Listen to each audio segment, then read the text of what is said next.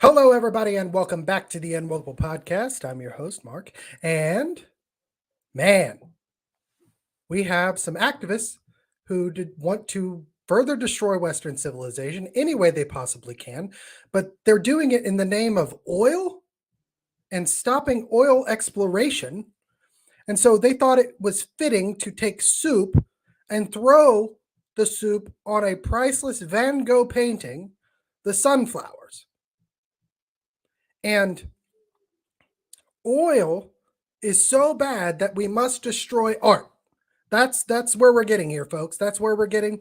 Um, and I don't really know why people would think to make this connection, other than they just want to destroy Western civilization. I mean, that's what it comes down to, and they'll do anything that they can to make that bridge. And this is all, again, this is the E and ESG. I'll keep saying that over and over again. Environmental activism has been going on for many, many, many years, but it's all designed to push an end to Western civilization. And how did we build Western civilization as we know it? Oil, oil. But there's a twist in this story that I'm going to bring you. I'm also going to be talking about Summer Boisier's move to the Oklahoma woke teacher who resigned.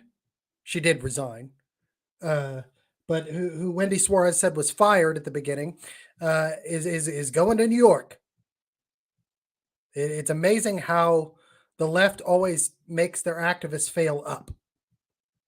It's just amazing. And I'll also be talking about Tulsi Gabbard's connection to the oil lobby, which I think we should discuss. That with the Van Gogh painting, and I'm going to hit a little bit here at the Ukraine situation and how that is going to be an interesting topic here in the future when it comes to primary politics and what that means in Oklahoma and other red states, because there's a division there that I'm not sure that the elites are quite getting. So, but before we get into all of this, please like, subscribe, share the video, hit the bell, all of the above. And you can, super chats are open, so you can donate there if you want. But I threw up a short about this issue, about the oil painting that was desecrated in England.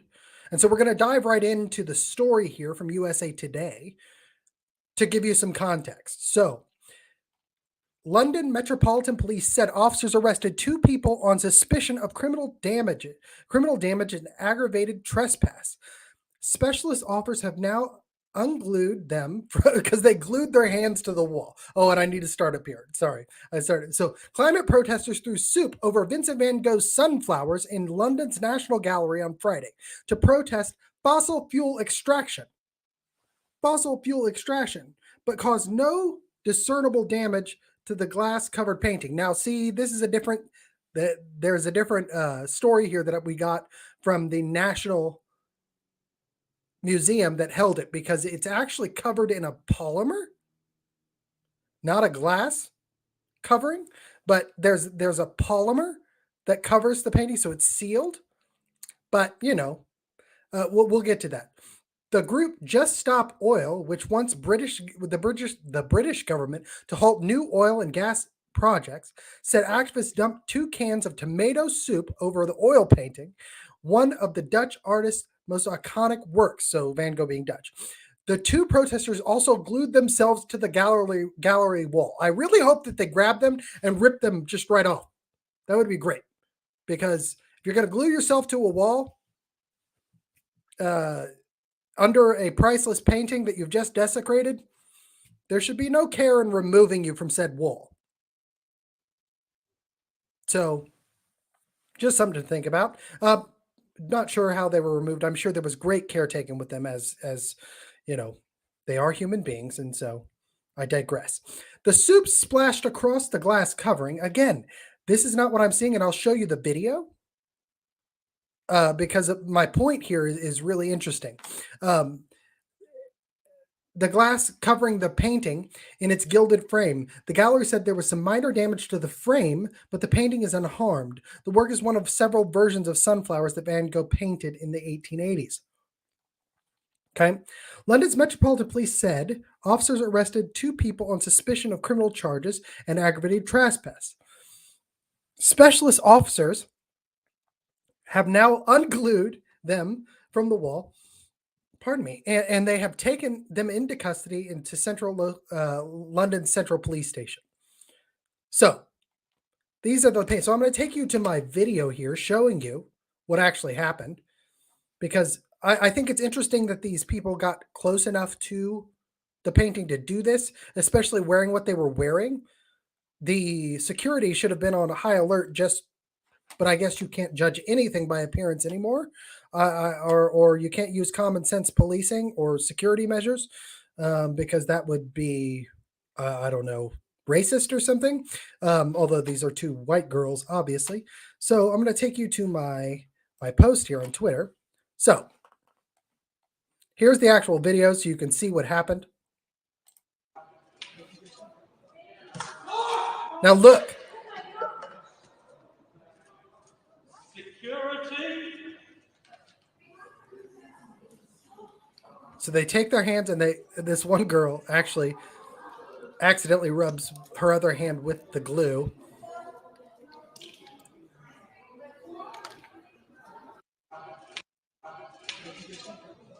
And they attach themselves to the wall. Now, security. Oh, they're definitely going to fail up. they're definitely going to get made. But here's the thing. What the National Archives said, and this is the funny part, was that it was glazed. That the painting itself wasn't necessarily behind glass. It was glazed, meaning that it was covered in a polymer. Even if the soup would touch the painting, that it's covered in a polymer that helps preserve it. The polymer itself is made from oil. So they threw this soup on this painting, but the polymer itself is made from oil, that the polymer protecting it, the glaze that's over it. So oil saved the oil painting from the anti-oil activists. So I think that is just a worthwhile point to bring out, that we use so much. Yes, and soup probably has oil in it. That's right. Soup does probably have oil in it. But our economy, and there was a video just recently, Bill Gates of all people. Bill Gates of all people was doing an interview, and he on stage said, the people that want to end oil exploration and want to end oil use in our economy have no idea what they're talking about. They have no idea what the practicality of this. Oil is responsible for literally everything we have right now. It is actually responsible, so if you want to end fossil fuels, right? If you want to end the use of fossil fuels, well, you have to use oil products to mine the minerals and to create the batteries necessary for, guess it, creating the batteries for electric cars. So none of this is actually, all of this is a grift. And they do things like this to catch attention. Yes, I'm shining some attention on it, but I want you to see it's like all these Gen Z activists running down and protesting the man, and while using their phones and the internet to do it. Right? They aren't accomplishing anything. What they're doing is making a spectacle of themselves, right? In order to progress a narrative for their side of the echo chamber, or for their echo chamber. Because nobody is, the pernicious part about this is nobody's going to see my critique of this on the left. Nobody's going to see most, even major influencers' critique of this on the left. They're going to see, yes, we did this. Yay, praise them. They did a great thing. And this brings me into the same issue that we're going to talk about here at home when it comes to the activism going on in Oklahoma.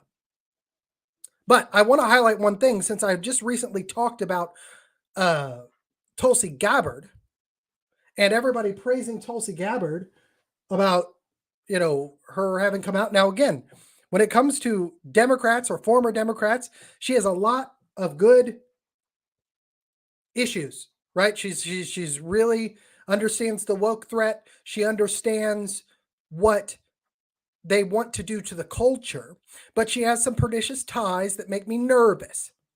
And by the way, James Lindsay agrees with me on this. He just posted on Facebook that Tulsi Gabbard, he doesn't trust her. Why? Because she has connections to the WEF.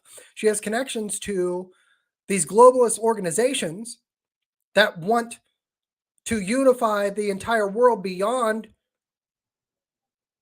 our borders, right? And all the Republicans who talk about securing our borders need to talk about securing the policies of our borders, not just our physical borders. And when it comes to that, education is key, and we'll get into that maybe a little bit later, but her connections to the environmental lobby specifically are really concerning because it's the environmental policies that are going to be most pernicious in undermining American sovereignty, right? In undermining American sovereignty. So I just want to point out, and I did something on this later, the connection between Tulsi Gabbard's policy prescriptions, because she's an avid activist for environmentalism, and specifically anti-oil exploration. And I put this up the other day and did a video on it about her connections with Antifa, at least when it comes to a picture in this activist user here, or this activist from Portland, this Antifa leader in Portland. Okay. Here is a narrative collision in this when it comes to this painting and these anti-oil activists and Tulsi Gabbard, right? And what they're doing here, Tulsi, this is what my concern is. Tulsi is going to be a tool for the middle of the road. They want everybody now to coalesce around a compromised middle. And so you see this unification between slightly center right or just dead center to left of center Republicans and center left Democrats, or former Democrats in Tulsi's case. And that's where they're going to actually solidify the movement of the Overton window to the left. And they're going to do that with policies like common sense environmentalism, right? And that's my concern here. And if you coalesce around the E in ESG, you're going to have a real problem. Because with the E comes the S, which is the social justice narrative. Because now you're going to see the shift in other policies towards the equity issue, because now they call this environmental justice. But she's pictured here in a North Dakota protest in 2016, protesting oil drilling in North Dakota.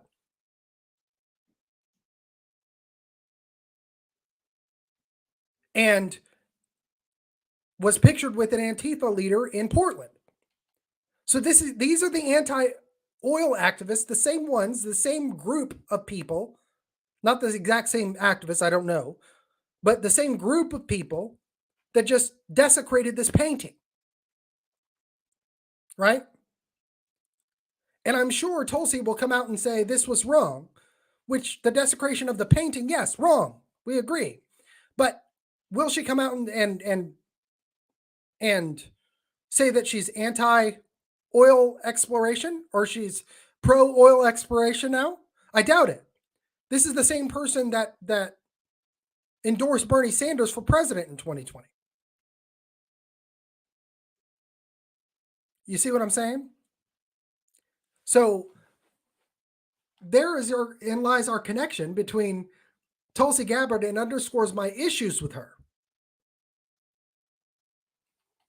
And she's really, really, really bad on guns. She's going to be the common sense middle on guns, which means that they're going to slowly take them away piece by piece because progressivism progresses.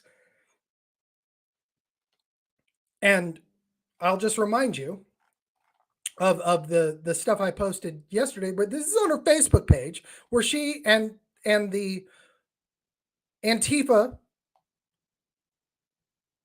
leader in Portland were unified on this subject. And they're unified, maybe not so much now on the S in ESG, the social justice thing, but they're still way unified on the E. And the E will lead to the S eventually. That's the problem. But yes, these protesters.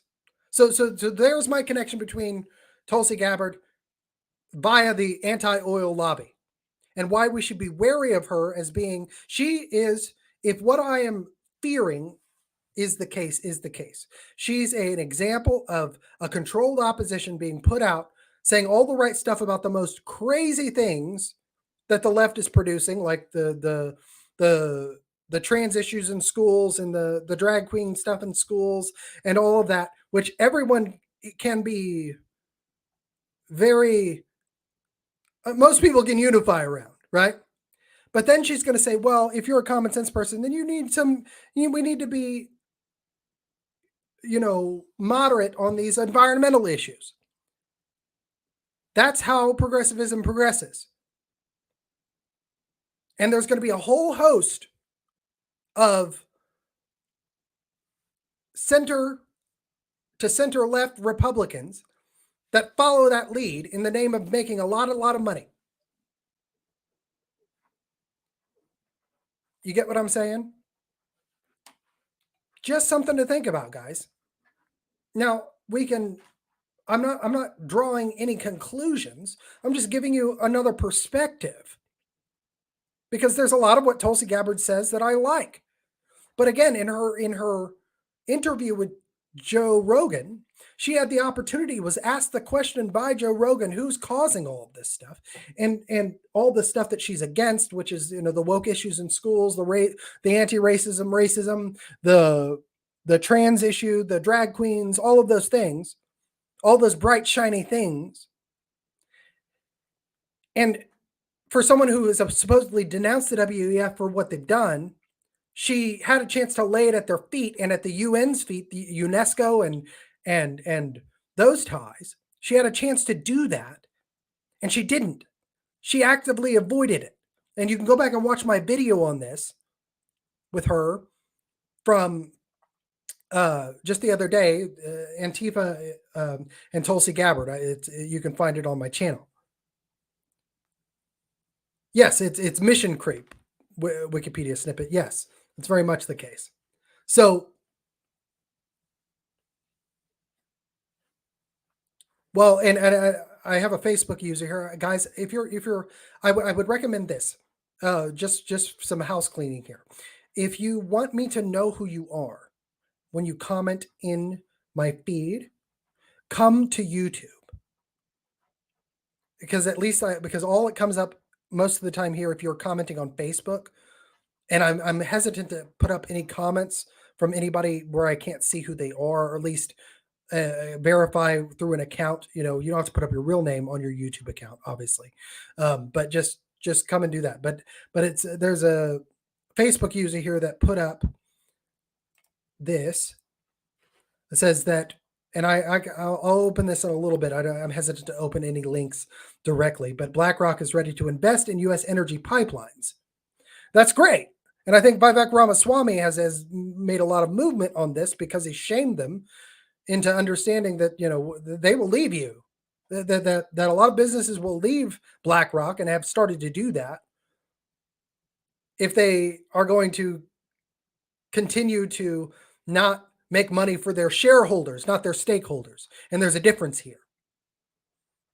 ESG economics calls everyone stakeholders, which means that they act in the best interests of the world or anybody connected to them, not necessarily on their bottom line, but on what they see as virtuous. shareholders is acting in the best interest of your shareholders, the people who have an interest in the company when it comes to the bottom line. That's free market economics. Acting in the interest of stakeholders is CCP economics. That's this mixture of capitalism and fascism and communistic mindsets. James Lindsay calls it communofascism, right? So just something to think about. Oh, it's Riley. Okay, Riley. Come and watch me on YouTube, man. Get a YouTube account and hit the bell and share the video from there because that's what helps me out. I appreciate you watching, though, Riley. Riley Flack is a warrior. He's a warrior, and you should support him and follow him on Facebook. We're going to be doing some stuff together, I hope, soon. I need to update him. But Riley, shout out to you, man. You are a true father of a daughter and or daughters, I think. And so you always get my love, brother. But come on to YouTube. Come on to YouTube. Watch me from there. Okay, so moving forward. So you see my issue with Tulsi and with the oil painting. Now, let me just hit for a moment because I'm an artist and I have some pretty extensive education in the arts, right? They want to destroy Western civilization. Understand that this is also a part of that, even though they didn't hurt the painting itself. When the left talks about disrupt and dismantle, they want to destroy anything that is good from the Western canon of art, whether that's music, whether that's art, whether that's sculpture, whether it's statues. Guys, they must dismantle it. Okay? They must dismantle it. And they will do anything that they can to destroy it. There you go. Follow Riley Flax on YouTube. Shout out, brother. So that's my case. But there was an interesting comment. I think it was from Riley. Look, that activists on the left tend to fail up, don't they? So what's going to happen to these young ladies? Are they going to be ostracized by their leftist cohorts for doing something untoward? No, absolutely not. They're not. No, they are going to fail up. They will fail all the way up. And that goes down all the way to our local situations here in Oklahoma. Pardon me. So, for those of you who followed me on this issue, which was responsible for a lot of my growth here on YouTube, I have to hit it. Former Norman teacher criticized for sharing QR code takes job with Brooklyn Library, with the Brooklyn Library, the actual library for whom she shared the code. This is interesting, isn't it? It's interesting because it's almost like it was planned, isn't it? It's almost as if it was planned. Like maybe this was her fail-safe the whole time. But even if it wasn't, and to give you some background on this, the Frontier, 3 weeks after I exposed it all, proved, and with their own fact check, and this is not a right-leaning local paper, but the Frontier proved everything I said about Wendy Suarez in her reporting here correct. Okay? I 3 weeks before any check and balance, Wendy Suarez threw out a tweet that said a teacher had been removed from the classroom. She was never removed. She never was fired. But that set a national narrative the night before an election that played out for 2 whole days across the country that this teacher had been fired for sharing a banned book, which was completely incorrect. That narrative largely remains intact in the country. And then I got doxxed and attacked for it, for having exposed it. Now, here comes my point with this. The left is winning this culture war right now because We have leaders on the right who are too concerned with taking credit for the work of their activists and making sure everyone knows that they are the ones that are doing something when largely they aren't. They just react to things that people like me bring up. And they will throw their own activists under the bus to do it, which you've seen in my situation. Right? But the left, when a teacher gets in trouble and resigns and gets caught lying and sharing stuff with students that they shouldn't directly in the classroom, what does the left do? The left rewards them by giving them their dream jobs. And here's the thing. There's a practical aspect to this. The practical aspect is this, that by doing that, they keep her in the game. They've made her bigger than she was. They ship her off 1,500 miles away, right? They incubate her. They give her stability. They hold her up as a paragon of all things good and true, right? And then what do? Later on, they bring her back. It keeps her in the game. But what politicians on the right do, because especially local politicians, like we have here in Oklahoma, what they do is they want to take credit for everything so everybody will vote for them. Even though they're just responding to what people like me do and using the information that people like me give them and have been giving them for 2 years or longer.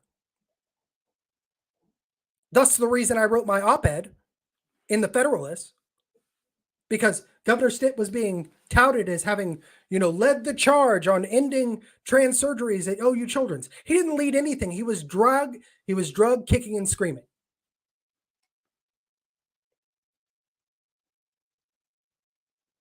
He made a step in the right direction. He made a promise. He's got my vote because of that. But taking the credit is often more important because it also makes them hide the things that they didn't do to cause the problem in the first place. But so Summer Blamier is going to be shipped out, probably because her narrative got exposed. That's the other part of this, is that if I wouldn't have exposed it the way I did and gotten the traction on it the way I did, I'm betting she would still be here. I'm betting she would still be staying. Now, you can't ever know that for sure. But because she was discredited to such a point, because it got pointed out that she wasn't fired and that narrative didn't stick, and even the left-leaning media in this state had to recognize that the narrative put out by Wendy Suarez and the rest of them was completely false, they ship her out. And she even talks about this in this little video. Okay? So we're going to watch this just because, we got to watch it. Maybe 1,500 miles away, but I'm maybe 1,500 miles away, but don't think for a second that I'm giving up on Oklahoma. Former Norman teacher Summer Blamier is headed to the Big Apple. You may remember she resigned from her teaching job in August after sharing a QR code linked to Books Unbanned. That's a resource from the Brooklyn Public Library. Now she's closing this chapter by going back to where it all began, working full-time for BPL.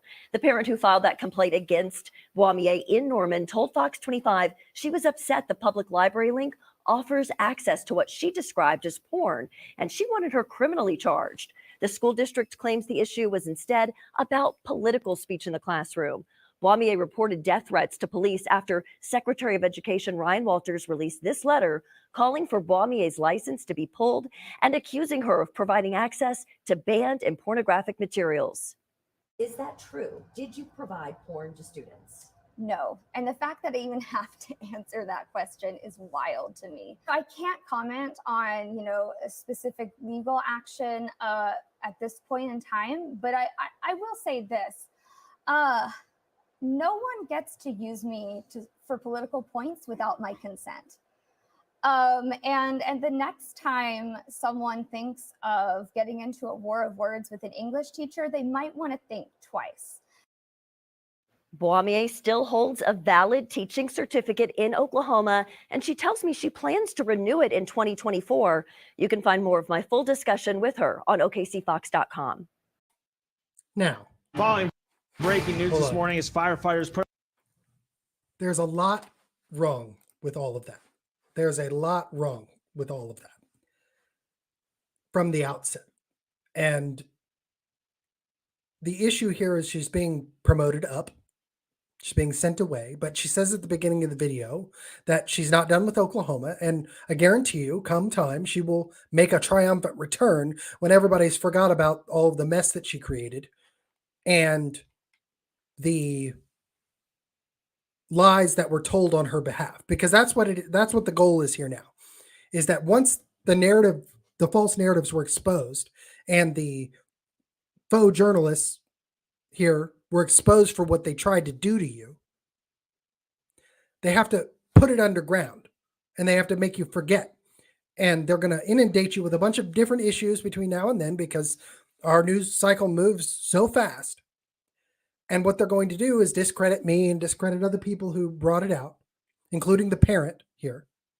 And they're going to confuse you with the response from Norman Public Schools and all of this, all to protect this narrative. And then when the time comes, probably in 2 years when there's another election after this one, it will all be brought up again. It will all be brought up again. But you won't remember, is what they're hoping. And also, this is an effort to cover the tracks of Wendy Suarez, who doxed me and was responsible for it because there's connections there. Even between what I call the center, left, right Republicans. But I digress. My point is that woke activists get protected. Right activists and the people doing this work on the right get shuffled down to the bottom of things because the politicians here largely, or the people who've been in the public eye for 30 years or longer, or, want to take credit for themselves because they want to push their own narrative. And there's just a lot of ego there. So she's literally being sent to the place. She's literally taking a job at the place where she sent that owned the QR code that she sent the students to, which the day that she sent it had genderqueer on the front page of the page that she sent it to. It's amazing. And what the left will do is take that, even though it's documented that she admitted to it. She said she would do it again. Norman Public Schools tried to change the narrative and say it was about political speech. But I'll take you back, just a reminder that she said she did it and she said she would do it again. So in here, when she denies it, she's saying something different than she did in her first interviews about it. That's how you know this is all a setup. And this happens over and over and over again. And the right helps with this. I'm not saying that some of them do it on purpose. I think there are some who do it on purpose. But I think there's a lot who just do it. And just fall into it.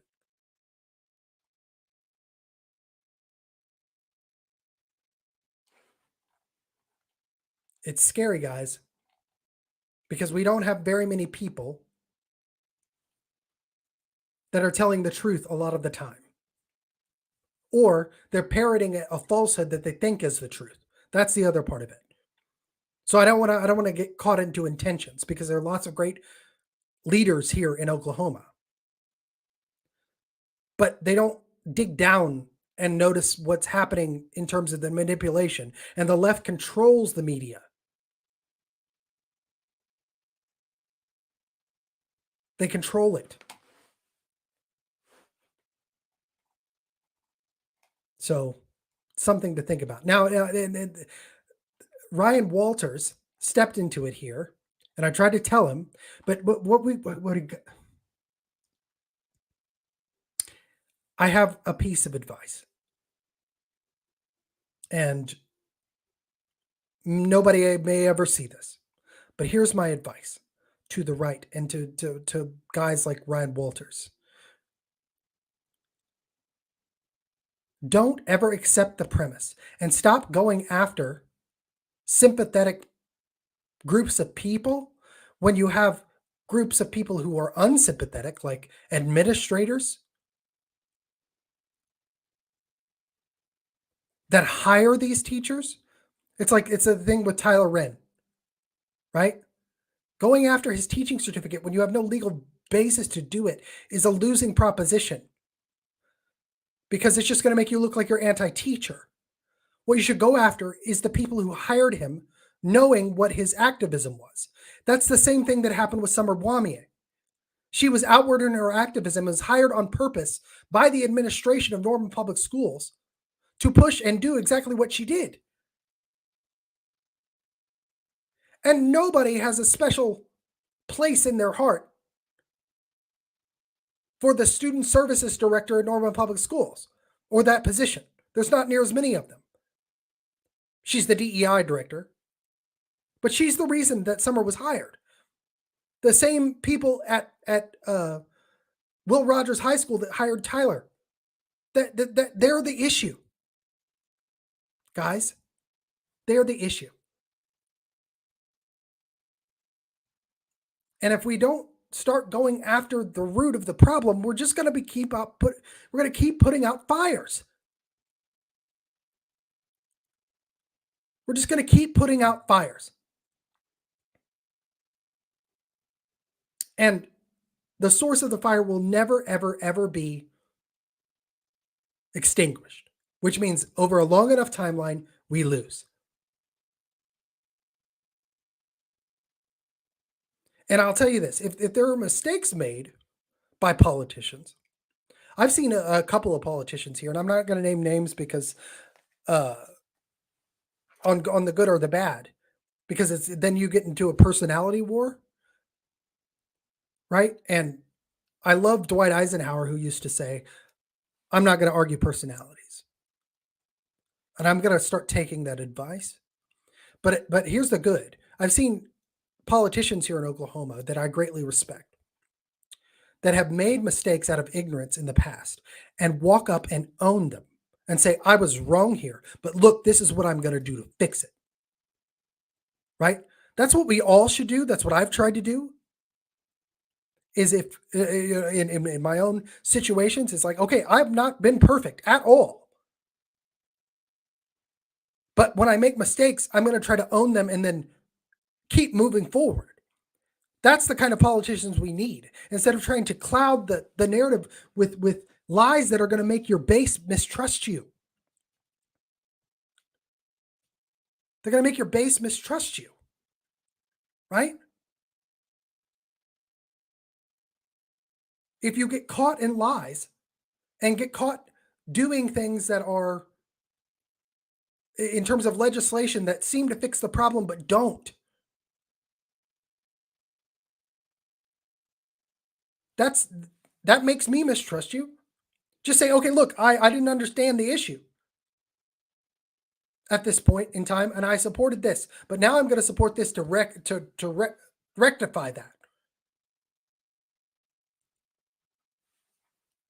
It reminds me of John Kennedy, right?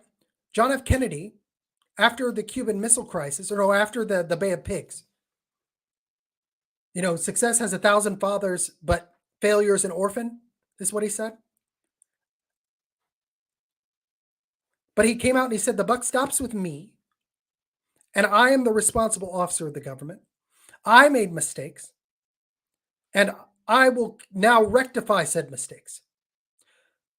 He did that largely, and the Cuban Missile Crisis was a success for him a year or so later because he did that. Because he came out and admitted to the American people, his voter base, that he did something wrong. Right? I mean, that's, and then fixed it. Or did his best to fix it.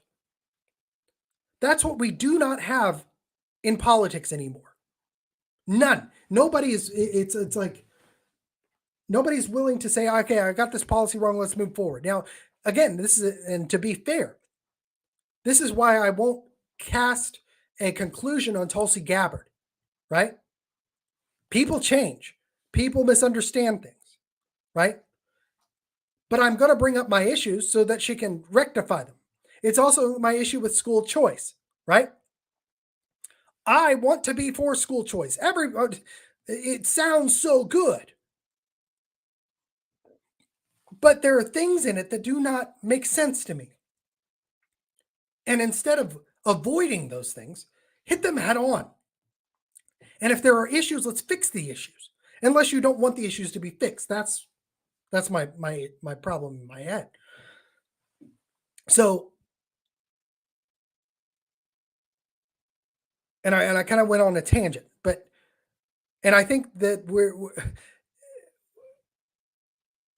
if things like the behavioral health issues in Oklahoma, which are directly connected with the OU Children's Hospital and this inclusive movement of inclusive medicine that stems from exactly what this Summer Boimier situation stems from. This inclusive education, inclusive medicine, right? It all is very connected. You have to start understanding those connections. That if you're accepting inclusive education, you're going to get things like genderqueer. If you accept inclusive medicine, you're going to get things like underage trans surgeries. If you accept climate justice and inclusive environmental issues, you're going to get things like people protesting Van Gogh and trying to destroy his, literally, it all comes that direction because it's all in service to the same overall architect driven goal. Which brings me to my next issue here that I want to talk about, which is Ukraine. Now, I'm admittedly not as up to date on all of the foreign policy is a very complicated thing. And I don't like speaking about stuff that I at least don't have a very solid knowledge base on. Okay? And when I went on Tim Pool's show, I was surprised to find that a lot of the show was about international issues. And I believe that I spoke to a lot of those things with some authority. I would have liked to have had more. And if you don't know, when you go on a show like that, they fly you up and you spend the whole day traveling. And then you show up and you're there on the show and you've been disconnected from the internet. So you don't really know what's going on, but they want you to talk about local issues or not local issues, but the issues of the day. Right. And they brought up Ukraine and they brought up the situation in Russia. Right. And so since then, I've been really digging into it and I've had a few friends send me some things, but I want to relate this back to our local issues and the issue of elections. So Ukraine is an interesting issue for Republicans because there is a divide between what the elites are doing in Ukraine and what the grassroots believe about Ukraine. So I'm going to talk about this not in terms of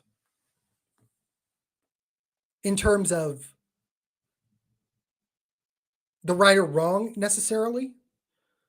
What I'm going to talk about is the divide because between the grassroots and the elites, the people in Washington making the decisions, the people even at the state level supporting this or that, and what the grassroots populist core of the Republican Party and the conservative base believe about Ukraine, and how this is going to be used as a wedge in primary politics in the future.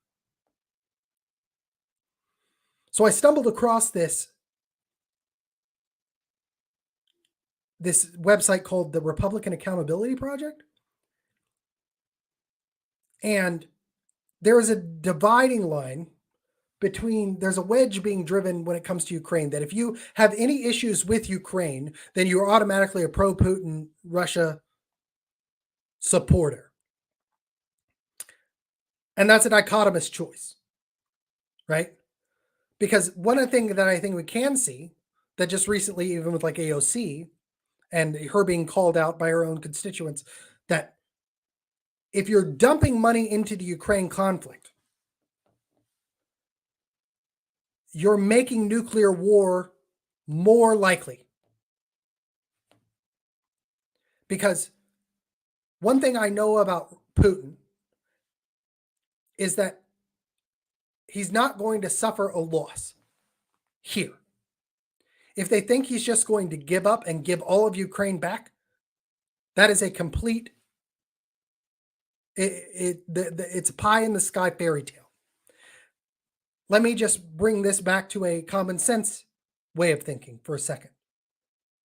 And I will get into this, how this goes into politics and local primary politics in just a moment. But I want to just set the stage. The Cuban Missile Crisis that I just mentioned.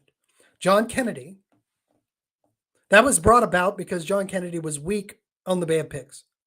Because as soon as they saw that he wasn't going to do what Eisenhower did, Eisenhower was an interesting person. And here's some history on this, because this relates directly to Ukraine. I know it seems like I'm going off, but I have an extensive knowledge of history, especially this point in history. We can learn lessons about this. Eisenhower was a communications director for the general who had the pipe. Can't remember his name often, but he's a very well-known general at the time. He used to write his speeches. And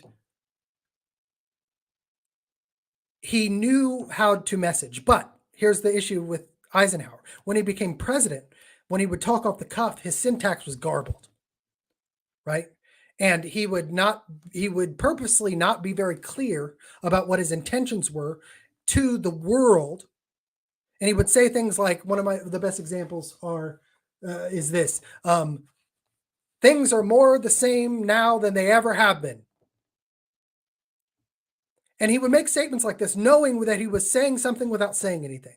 But what he did say very clearly were certain things, because you got to think of Ike was the Supreme Allied Commander of World War II. He knew all the world players. He knew Stalin. He knew Khrushchev. He knew the West. General Patton. Yes, thank you, Riley. Yes, he was the communication director. No. It wasn't Patton. Patton was his subordinate. It was it'll come to me. No, it wasn't General Patton. But let me get back to my point. So he knew all the world players, but when he wanted to be clear, he was. Eisenhower would say, I will use nuclear weapons as if they are regular weapons. I will use tactical nuclear weapons as if they are regular weapons. That's what Ike would say. And he made sure that it was very clear about that, especially when he was trying to end the Korean War in 1952 and 53, which he did.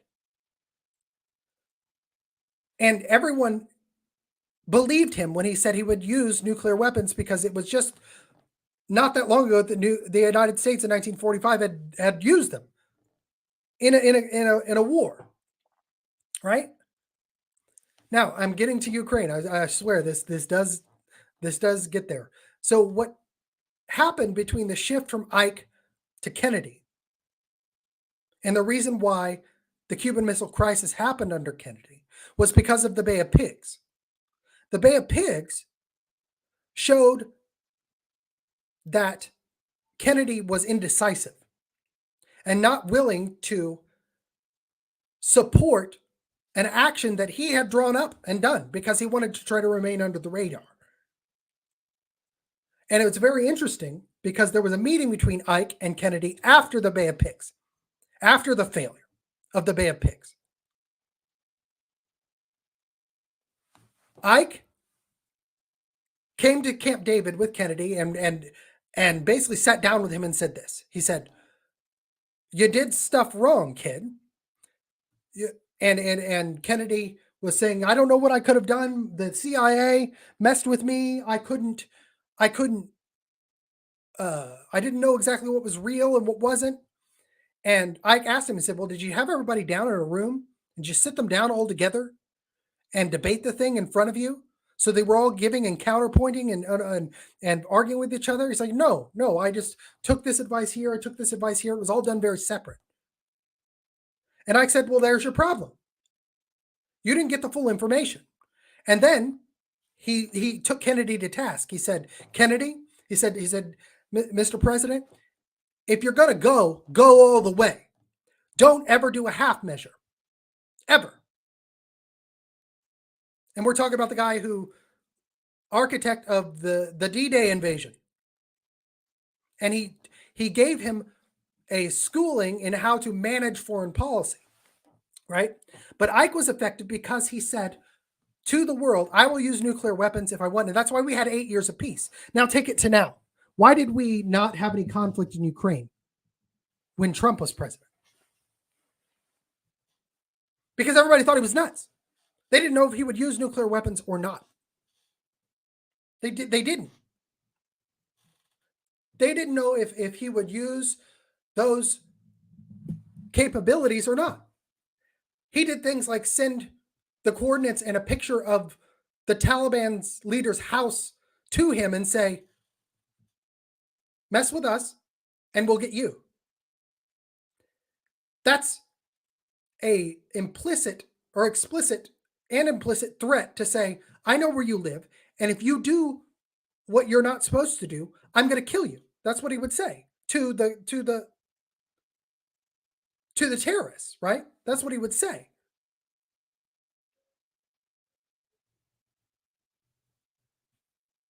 So it's a carrying a big stick kind of mentality, but not necessarily speaking softly. Right? Now, Joe Biden, on the other hand, as he came into Ukraine, completely the opposite. He's a speak softly and carry no stick. So how does that relate? The Cuban Missile Crisis happened because Kennedy was weak at the Bay of Pigs, but he learned his lesson, and with the blockade showed the Soviets that he was not going to take encroachment in the Western Hemisphere. Now, let's apply that common sense example to what Putin is doing in Ukraine. Ukraine is Putin's Cuba. Kennedy would not allow a military buildup 90 miles off the coast of Florida with the ability to attack Washington, D.C. from the Soviet Union. You get what I'm saying? Putin is in the same situation. So he's not going to give up Ukraine. He's not going to allow Ukraine to join NATO, because doing so, in his mind, on a common sense level, is suicide. I'm trying to mind the algorithm here. It's a death nail over a long period of time. Just like having tactical nuclear missiles in Cuba would be a death nail for Kennedy in the United States. So you can boil down all this complicated rhetoric to that. And dumping money, hand over fist into Ukraine to prolong this, to make it harder for Putin,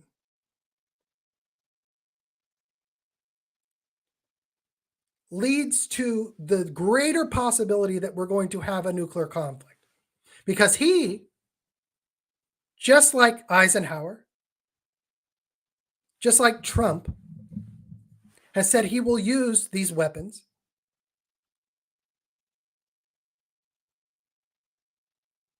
They will use the weapons to keep Ukraine and their borders safe. That's the same thing Eisenhower did in the 50s. It's the same thing Kennedy ended up doing in the Cuban Missile Crisis. In both of those situations, same thing Trump did from 2016 to 2020. There are 3 examples geopolitically where that kind of rhetoric has worked. Now, here's the problem. We have rhetoric being thrown out by this, like this. Meet the pro-Putin Republicans and conservatives.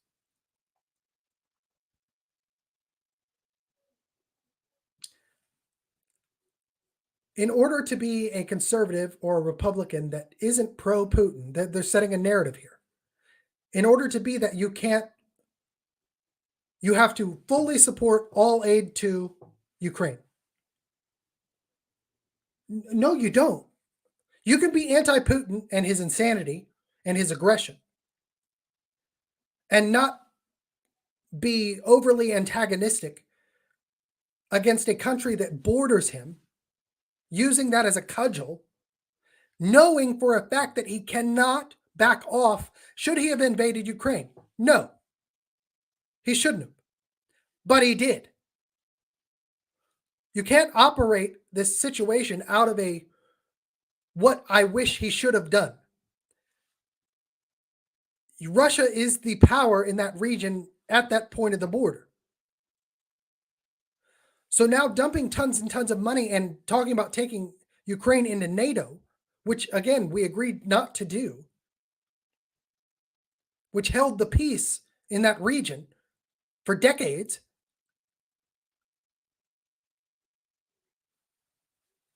I mean, come on, guys. There's a commonsensical thing here. If Ukraine is his Cuba, he's not going to let it stand. And so if we're talking about going into nuclear war, this kind of rhetoric right here from the Republican Accountability Project is pushing us that direction. And this is where I like what Tulsi Gabbard says, right? This is where I like what she says. Because dumping all this money into Ukraine is a losing proposition for most Republicans in future elections. And that's what I'm getting to. Is because the people on the ground, the populace on the ground, the conservatives on the ground don't want a bunch of money being thrown into international conflict, right?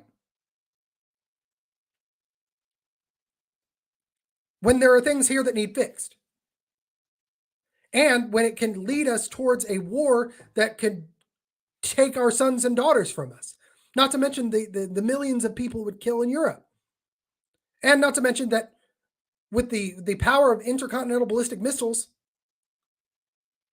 we are not protected by oceans anymore. And the thing about that is that I don't believe that they will be going, like many do, for the major metropolitan areas if that were to happen. They're going to go for the heartland. I put up a little short of a joke that this comedian was telling about the greatest natural resource, why America will never be taken over, is because of the rednecks. That's exactly right. Because there are people, it's just like when we tried to take over Afghanistan and Iraq.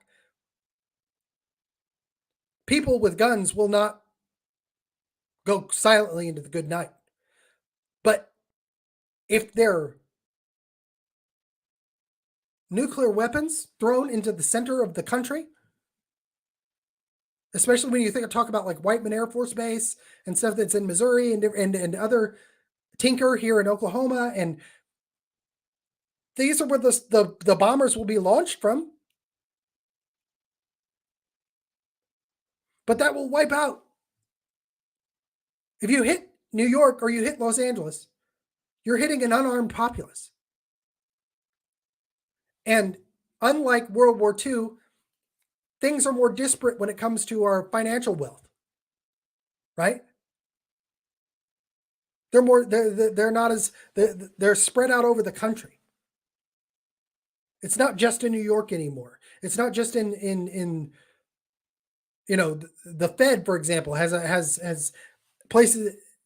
You've got the financial apparatus spread across the country. It's not just located in one place, is what I'm saying. Okay. And I think that nuclear war would be missiles coming from Russia into the center of the country, into the major metropolitan areas in red states, not blue states. Because if you're doing that, you're declaring war on the United States, which means you probably intend to invade the United States. And the threat from the populace is not from the blue states on the outskirts of the country. So just keep that in mind. And so I think Republicans are going to realize this. And when they're voting for senators and for president after 2024, so like 2020, after 2022, in 2024, 2026, you're going to have this very strong divide on the Ukraine issue. Because if we're being pushed into nuclear war, ladies and gentlemen, it's going to affect us at home in a way that I don't think people are prepared for. And I think most common sense conservatives have learned their lesson with the Iraq war, that these conflicts do nothing for us. Because when Ike came into office, and I use him as an example, he is the model. He held peace in the world for 8 years during the most tense times in the United States, in the world's history. And he did that by saying, I will go after you.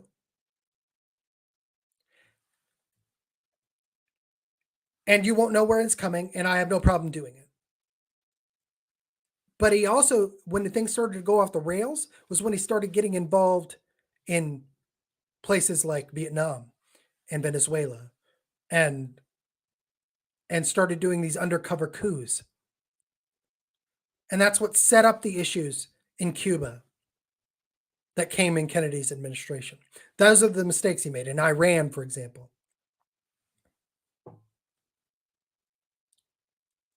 But he held a peace because he did it through strength and through dominance and through a little bit of, I'm just not going to let you know exactly how nuts I am. So Republicans are going to have to, when it comes to our elections, they're going to have to understand that there's a big divide between the grassroots that are voting for them and what the elite in Washington are doing when it comes to this aid to Ukraine. I know lots and lots and lots of people who are getting very, very upset with all this money coming from America to Ukraine. And that's not because they support Russia or Putin. That is a false dichotomy. You can be against his aggression, hold him at check, but you hold him at check the way that Ike held the Russians at check, the way that Trump held the Russians at check was, you will go no further, and if you do, we will be the first strike. And we're going to strike you where it hurts the most, and we're going to do it quickly.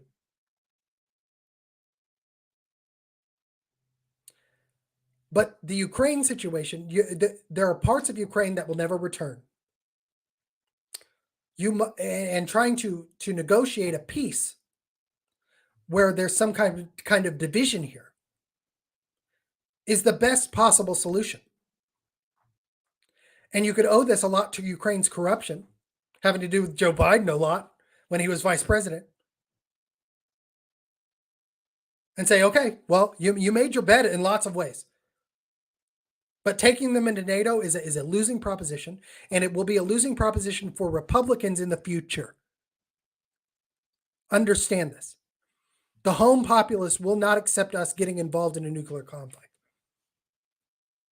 The red state home populace. And things like this. See? This is dividing a line, people. And they're going to try to lump us all in together. But there's common sense to be gleaned here. And this is where I will give Tulsi Gabbard credit. She's calling this out for what it is. There's a realignment happening, folks. But to my conservative friends here in Oklahoma and the politicians who may be considering running for the Senate and other higher offices, know what your people believe. Tell them the truth. If you make a mistake, do what Kennedy did. Admit it. Change course. Fix the problem. And do better next time.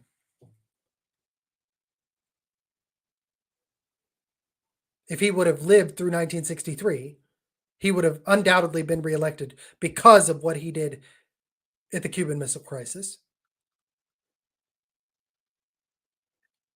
Because of the mistake he made during the Bay of Pigs.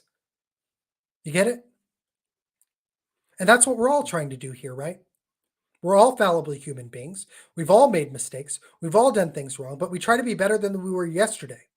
And I will not throw out any politician, including Tulsi Gabbard, including our governor, but anybody like that, as long as they walk out and say, you know what, I didn't understand this at first, but now I do, and I'm going to actually fix the problem. If Governor Stitt were to do that on some of these issues, like the ESG issue, just for example, if he would just come out and say, yeah, I didn't understand it then, but guys, I get it now. Whew, I'm going right after it, and then do it. He wins this election by 30 points. He gets all Republican votes.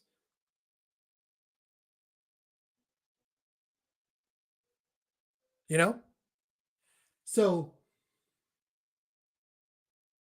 that's what I've learned in public life at all, which I'm not even a politician, even though I get treated like one. Is that if you've done something or there's been an issue, you come out and you say, okay, I was wrong. I did this. I did it. But I've spent the last however long trying to remedy this. And I'm trying to be a better man, a better woman, a better person. And that for me, because John Kennedy has long been a hero of mine, even though I'm not a Democrat. Because he came out and said he made a mistake and that he fixed it. Might have even been killed for it. But he fixed it. And then he made other mistakes, right? I think we could use some of that kind of honesty in our politics again. And I would like to see Tulsi Gabbard do that when it comes to, and she may not even be running for anything. I don't know. She might just be a talking head now. That's great. Give your opinion. She's a very knowledgeable person. But when it comes to home politics, we need to hold our leaders accountable, force them to admit their mistakes, because that's the only way that they will remedy them. Otherwise, they're just going to make you believe that they did what they said they were going to do and then never fix it, because the fixing of it is the admitting of the mistake. You get it? It's a circular argument. They had to run out and do this SB 23 on OU Children's because they knew that I knew and that other people knew that this had been going on since at least 2017. It was in the Oklahoman, for crying out loud. There were 2 bills that were brought up by 2 senators, for crying out loud. But then they have to turn around and make it look like they led the charge to cover their ass, instead of just saying, yeah, we miffed this one, but now we're going to fix it, guys. That's what Oklahomans respect, I believe. That's just me, though. That's what most Americans respect. That's what they respected about John Kennedy. After the Bay of Pigs, his numbers went up. Why? Because he came out and said, I own this. I am the responsible officer of the government. I made a mistake. I'm going to fix it now.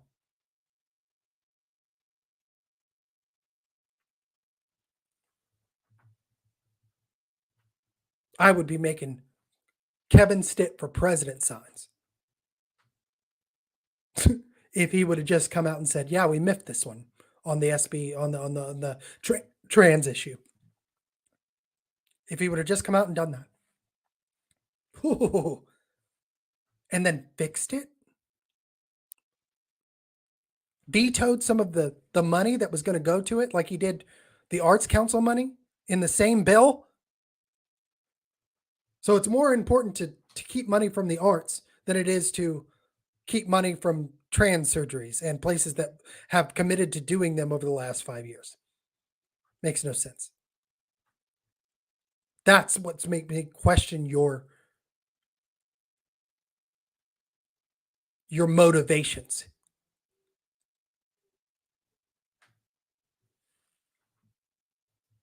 But I digress. Everybody, thank you so much for watching. Please like and share this. I do appreciate, you can give super thanks on my channel if you want. I'm doing this just off donations now. So like, share, subscribe, hit the bell. That helps me out. But you could also do super thanks and super stickers and super chats. It can be $1. It can be $3. It can be $10, $100, however much you want. But that's what helps me. So I appreciate that. I'm going to be back next week. And we have some stuff to discuss. We have some things to discuss because I think we should strive to hold our leaders accountable while supporting them for what they do right. It's not an all or nothing proposition, just like with Ukraine. Those are my thoughts. So for the Unbelievable Podcast, I'm Mark, and I will see you later, guys. Thanks.